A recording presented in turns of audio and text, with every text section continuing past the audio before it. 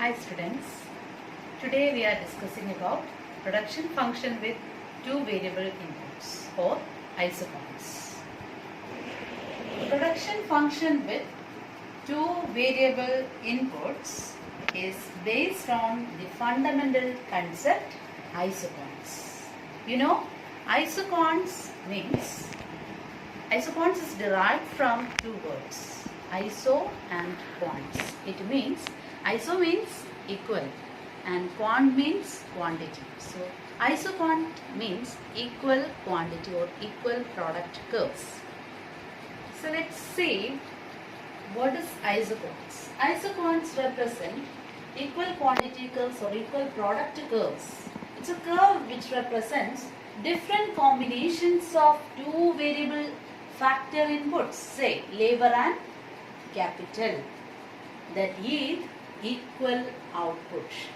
Here you can see it is a curve which represents different combinations of labor and capital that yield equal output.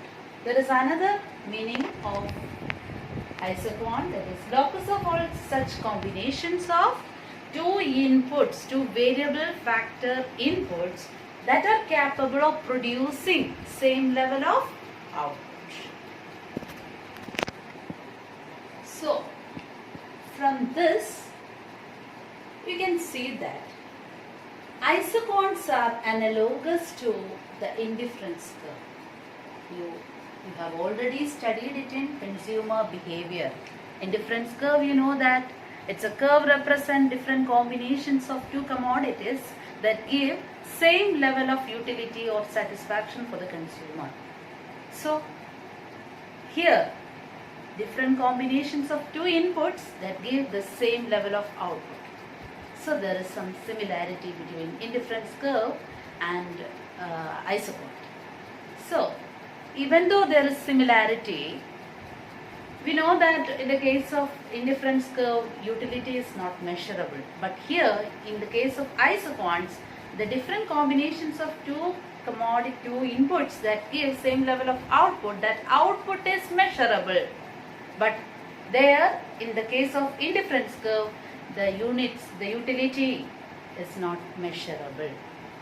So, still there is similarity with indifference curve.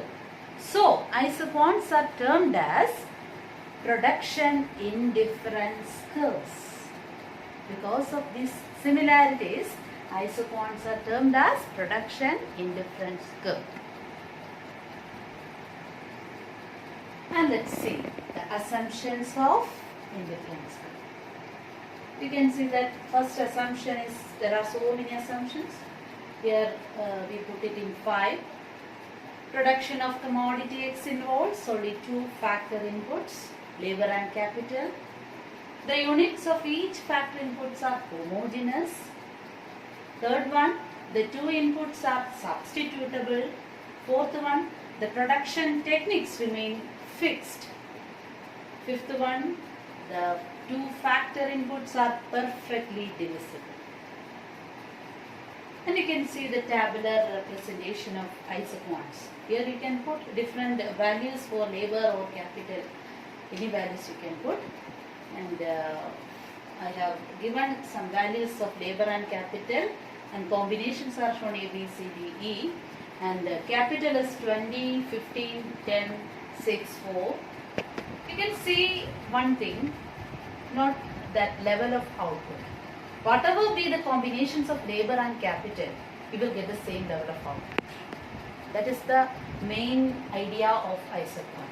Different combinations of two inputs, that is labor and capital, that give same level of output. That is the main concept behind this isoquant. And we can represent these combinations in a curve, that is labor, x-axis represents labor and y-axis represents capital, and this is the isoquant.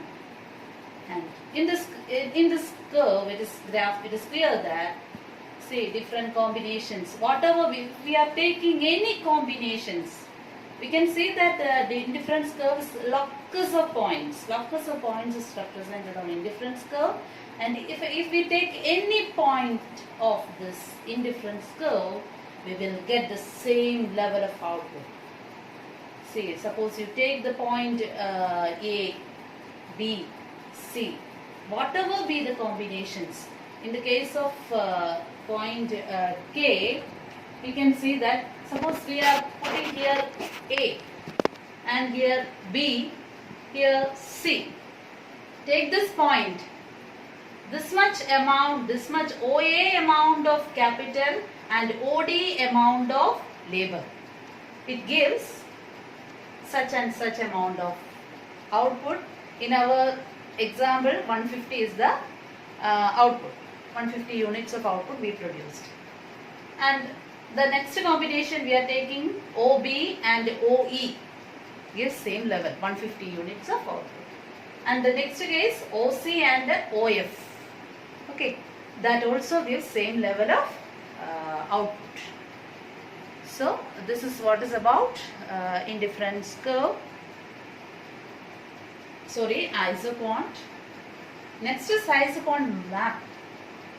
It's a series of isoquants indicating different level of output from different factor combinations. That is a locus of isoquants. That is isoquant map. You can see different combinations of two commodities that give the same level of output, that is isoquant, and a number of isoquants are drawn here. Here isoquants higher and higher levels, that means upper and upper isoquants represents more level of input output. Okay, this first isoquant IQ1, this represents 100 units of output. And second isoquant IQ1, that represents more level, that means higher level of output. And the third one IQ2 represents 300 units of output. That means higher and higher isoquants, like the case of indifference curve. Okay, higher and higher higher and higher isoquants represents higher level of output, higher levels of output. So that's all about isoquant maps. Thank you.